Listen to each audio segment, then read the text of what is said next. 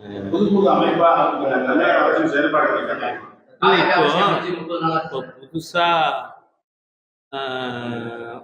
பலரும் ஆட்சிக்கு கூட இப்போ ஒருத்தர் வந்திருக்கார். அவருக்கு பெரும்பான்மை இல்லாம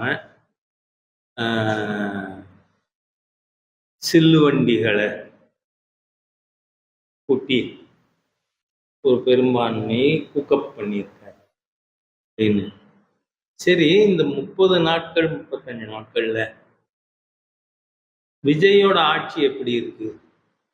நேத்திக்கு 3 வயது குழந்தை பாலியல் வன்கொடுமைக்கு உள்ளாக்கப்பட்டிருக்கா இல்லையா? இந்த 30 நாள்ல 40 பேருக்கு மேல் பெண்கள் பாலியல் வன்கொடுமைக்கு ஆளாக்கப்பட்டிருக்கிறார்கள். நான் கேட்கிறேன், பரந்தூருக்கு பறந்து போனவர், பரந்தூர் தானே, இங்க எங்கேயாவது போனாரா? சொல்லுங்க.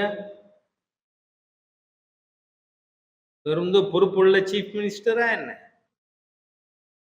எவ்வளவு மோசமான ஒரு தீய சக்தி இன்னைக்கு சீஃப் மினிஸ்டரா இருக்கு யோசிச்சு பாருங்க. ஏன் போகல? சரி, நேத்திக்கு கொல்லப்பட்ட குழந்தைய எந்த மந்திரி போய் பார்த்தார்? யாரும் போனா அந்த மூஞ்சி கூட தெரியாது. நம்ம அரசியல்ல அனுபவம் இல்லாதவர்கள். ஆகவே கடந்த 40 நாள்ல நடந்து கொண்டு இருக்கின்ற ஒரு பொறுப்பற்ற தாந்தோன்றித்தனமான மக்கள் மீது அக்கறையற்ற ஒரு அரசாங்கம் நடந்து கொண்டிருக்கு. இங்க பாருங்க, மக்கள் ஆதரவு அதிகம்னா 125 133 இதெல்லாம் பெற்றாங்களா இல்லையா? அரசாங்கங்கள் இருந்ததா இல்லையா? கணேசன் பேசலாமா? ஆமா.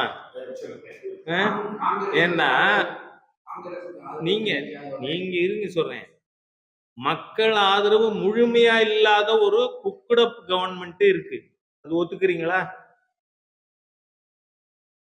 மக்கள் ஆதரவு முழுமையா இருக்கிற சர்க்கார் இருக்கா? அது அமைஞ்சிருக்கா? சர்க்காரே அமைக்க 3 தரம் போயிட்டு வர வேண்டியிருந்தது ஆளுநரை பார்க்க. ஆளுநர் வாஸ் நாட் சாட்டிஸ்ஃபைட். நீங்க என்ன திருப்திப்படுத்துற அளவுக்கு நம்பர்களை பேரை எழுதி கொண்டு வாங்க அப்படின்னு 3 தரம் அனுப்ப வேண்டியது. அந்த மாதிரி தத்தளித்து கொண்டிருக்கின்ற ஒரு ஆட்சி. அதோடு இல்லை, இப்ப நேத்திக்கு 2 நாள் முன்னாடி 2 பெண்கள், நீங்க பாத்தீங்கன்னா வரிசையா பெண் குழந்தைகள் பாலியல் வன்கொடுமைக்கு ஆளாக்கப்பட்டு பிச்சு வீசப்பட்டிருக்கு குழந்தைகள். ஒரு முதலமைச்சர் நானா இருந்தா ராஜினாமா, வெக்கங்கட்ட போஸ்ட் எனக்கு வேண்டாம்னு சொல்லியிருக்காரா?